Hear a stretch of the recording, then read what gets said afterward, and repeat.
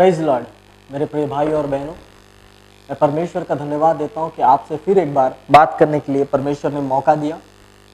तो बहुत सारे भाई और बहनों ने मुझसे क्वेश्चन किया कि भैया लव मैरिज सही है या अरेंज मैरिज सही है, दोनों में से कौन सा करेक्ट मैरिज है, बाइबल इसके बारे में क्या कहता है। मैं भी एक जवान हूँ, मेरी भी शादी नहीं हुई, लेकिन परमेश्वर ने जो बातें मुझसे कही है, जो बाइबल ने मुझसे बातें की है, वही बातें मैं आपसे भी शेयर करना चाहता हूँ। तो आइए हम जानते हैं कि कौन सा शादी बिब्लिकल है। ठीक है, लव मैरिज और अरेंज मैरिज के मैसेज को चालू करते हैं। आइए वचन की ओर चलते हैं। इब्रानियों की पुस्तक 13 अध्याय उसका 4था वचन कहता है, विवाह सब में आदर की बात समझी जाए और विवाह बिछौना निष्कलंक रहे, क्योंकि परमेश्वर व्यभिचारियों और परस्त्रीगामियों का न्याय करेगा।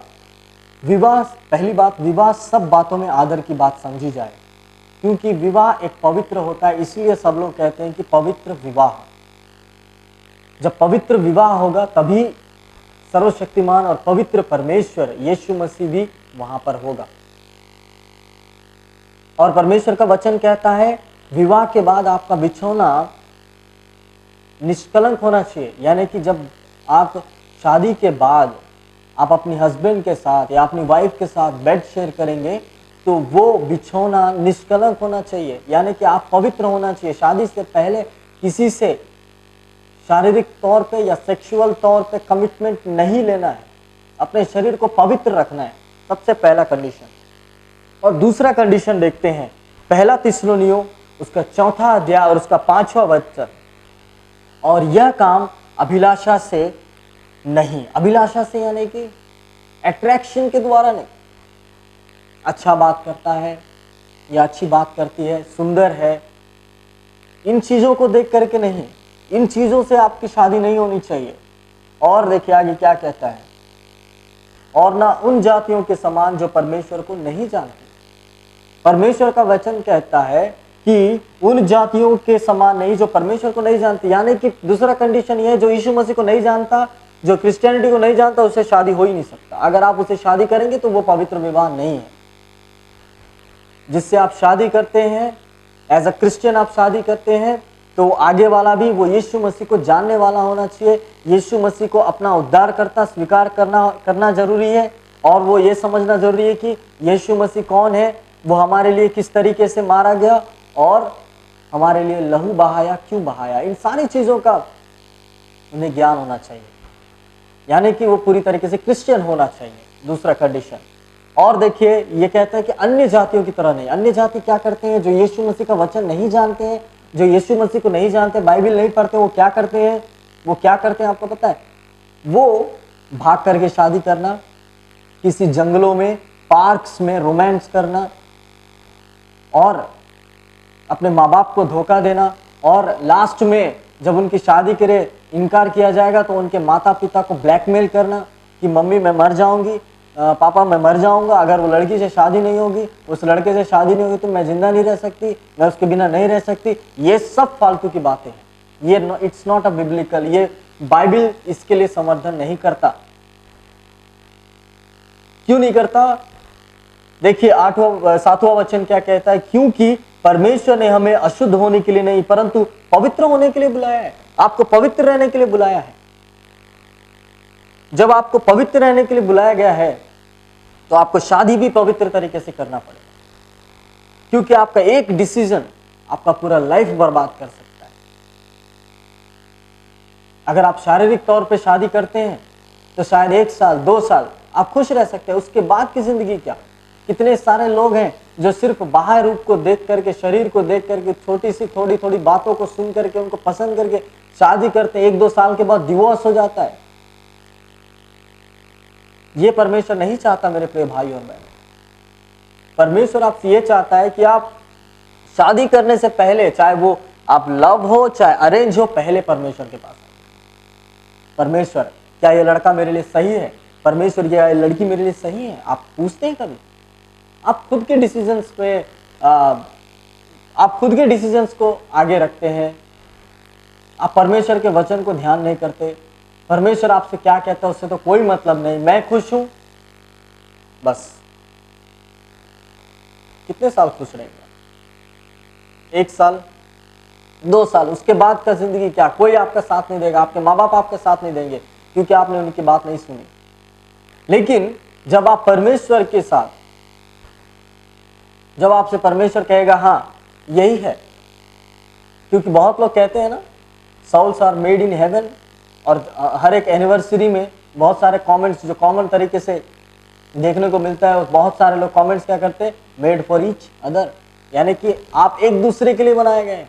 और परमेश्वर का वचन कहता है कि आदम के हड्डी में से और आदम के मांस में से निकाल करके परमेश्वर ने हव्वा को बनाया, यानी कि आपके लिए भी एक लाइफ पार्टनर को परमेश्वर ने बनाया है।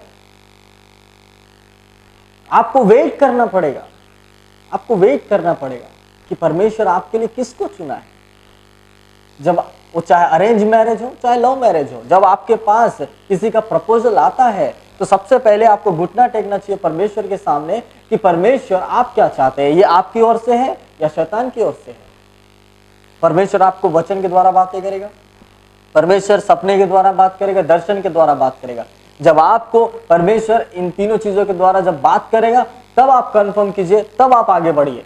जब परमेश्वर आपसे बात कर सकता है तो परमेश्वर आपके माता पिता से भी बात कर सकता है।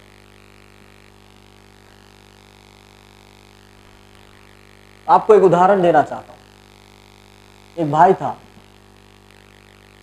वो भाई बाइबल बहुत अच्छे तरीके से पढ़ता था। एक दिन वो गांव जाने के लिए निकला और एक जाकर रेलवे स्टेशन में प्लेटफॉर्म पर बैठ गया और अपने ट्रेन का वेट कर रहा था।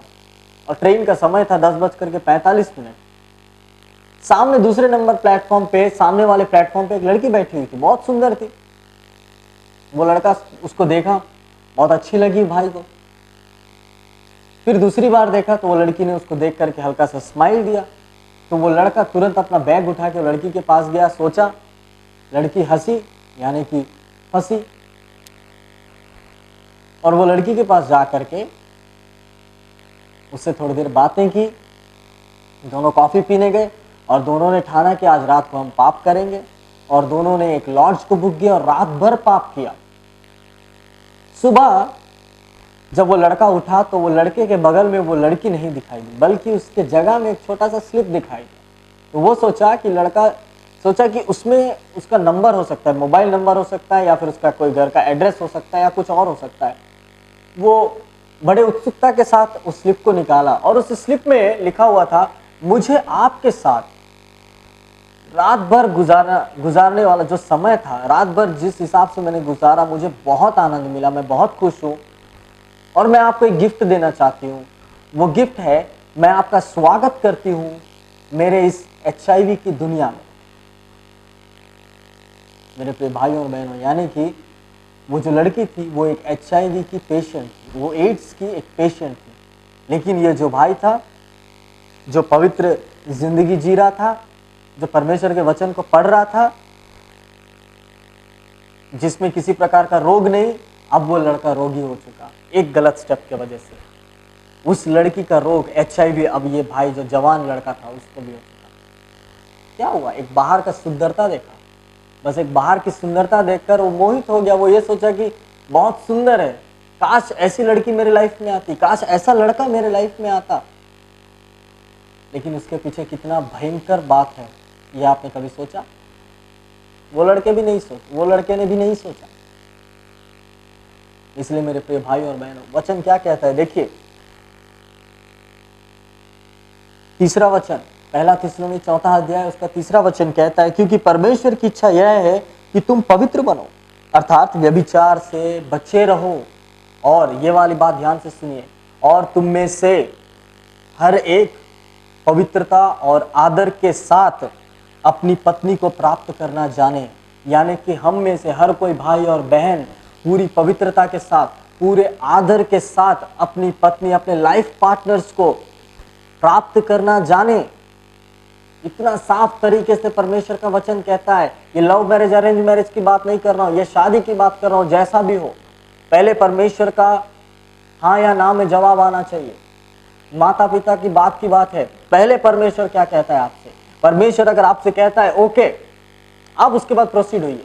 अगर परमेश्वर ना कहे तो रोक दीजिए, क्योंकि अगर परमेश्वर ना कहने के बाद भी अगर आप आगे बढ़ते हैं तो इसका अंजाम भी आपको भुगतना पड़ेगा।